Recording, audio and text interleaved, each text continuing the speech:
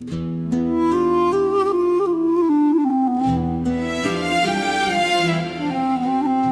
resmine baktım, gece sabah oldu.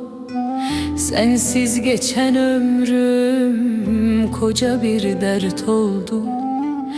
Kalbimde adını dualarla sakladım. Her nefeste seni yeniden yaşadım. Yağmur gibi düştün kurumuş gönlüme. Bir ömür sığmadın küçücük kalbime. Yokluğun ateştir, içimi yakıyor.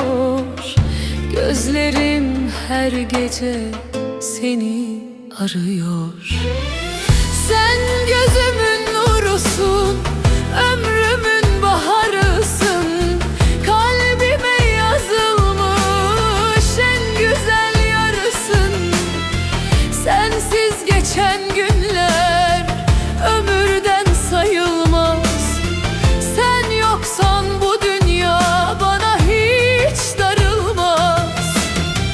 Sen gözümün nurusun, en güzel duamsın. Karanlık gecemde doğan ilk sabahsın. Bir tek elini tutsam dünya benim olur. Sen varsan gönlümde bütün yaralar durur.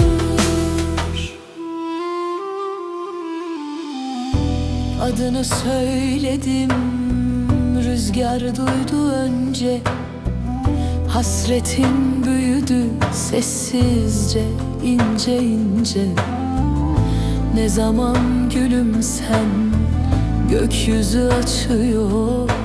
Bir damla sevgin bile beni yaşatıyor. Kader bizi ayırsa vazgeçmem yine de. Aşkın mühür oldu bu yorgun yüreğe. Yıllar geçse bile değişmez bu sözüm. Sana ait kalacak son nefes, son gözüm.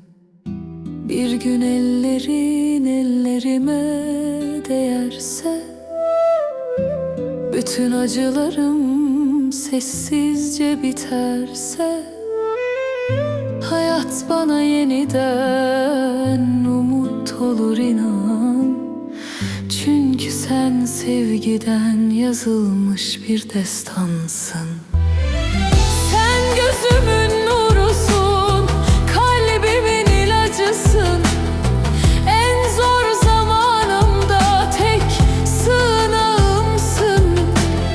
Ömrümün sonuna kadar adını anarım. Seni sevmekten asla vazgeçmem yarim.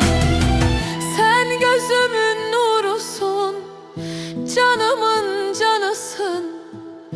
Bu aşkın en güzel, en masum yanısın. Dünya dursa bile sevgim hiç durmaz. Çünkü sen benim